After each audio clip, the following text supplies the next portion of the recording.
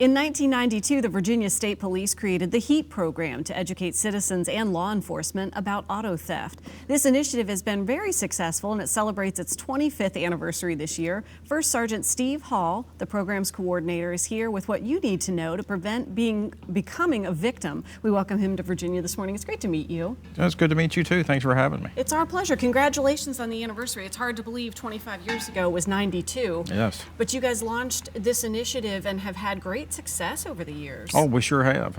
In 91, as a matter of fact, the auto theft rate was a little above 21,000 a year here in the Commonwealth. And since the program's been into place, last year we were just a little above 8,000. So we've had tremendous success and a huge decrease in the number of cars that automobiles have been taken. This is going to sound like a silly question, but why steal cars? I mean, we hear often about like kind of everyday cars being taken, and it seems like, is it really worth this trouble? Oh, absolutely it is. And there's a variety of reasons why people would steal a car. One, they may be taking it to use it in the commission of another crime. They may take it to just joyride. They may take it for parts. Your car is worth more in parts as it is in pieces, or most of them anyway. So they may take it to a chop shop for parts. Or if it's traditionally a high-end car, it may be shipped overseas for a buyer overseas. So it just depends. We talk about educating both citizens, so us, Yes. and then of course your team, the law enforcement team. What is it that we need to know as citizens to prevent this? Well, what we do, we teach what we call a layered approach to this. We have 3 layers in our approach, and the first one is common sense. The second one is having an audible or a visible deterrent, and the third would be applying some technology to your vehicle. We very rarely make it beyond the first layer, the common sense approach. What we talk to folks about is we're constantly telling them, do the simple common sense things that you can do to secure your vehicle. Lock your doors, take your keys, don't leave it running when you run into the convenience store, post office, dry cleaners. Park it in a secure place. Don't leave spare keys in the vehicle. Take your valuables out, including your change. We have a numerous amount of complaints about vehicle tampering along with vehicle theft. So those are just a few of the things that they can do that they can think of themselves to put into place to better secure their vehicles. So we do that. We take everything out. We make sure that it's not kind of enticing as a target. Right. But then that next level, what is it that you do? Well, the second level will be audible, visible deterrent. Of course, would be put in an alarm on your car to where someone were tampered or break in a vehicle, an alarm would go off.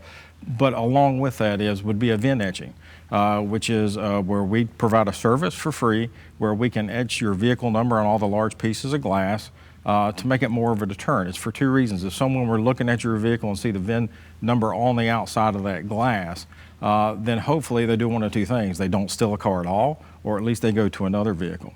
The second thing is if the vehicle's taken, it's got the VIN number on it. If it's chopped into pieces and we get a piece of glass, at least it would have your VIN number on it. So that would help us in an investigation. Most everyone knows a VIN as a vehicle identification That's number, correct. so it's unique to your vehicle. It is, yes it is.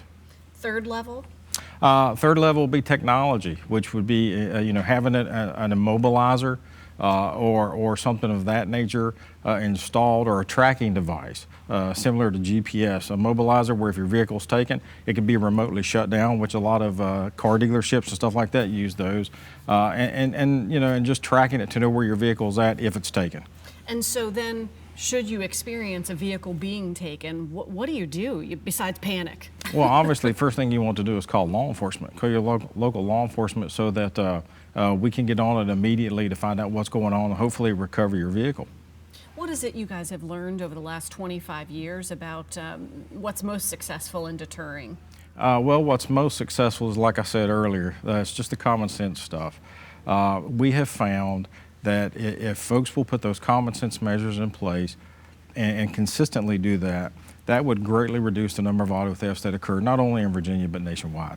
I would imagine it's incredibly complicated. 25 years ago, cars were so different, so much less computerized. There have, and the advances in automobiles and cars or vehicles lately and over the past several years has helped with that reduction in the number of thefts too.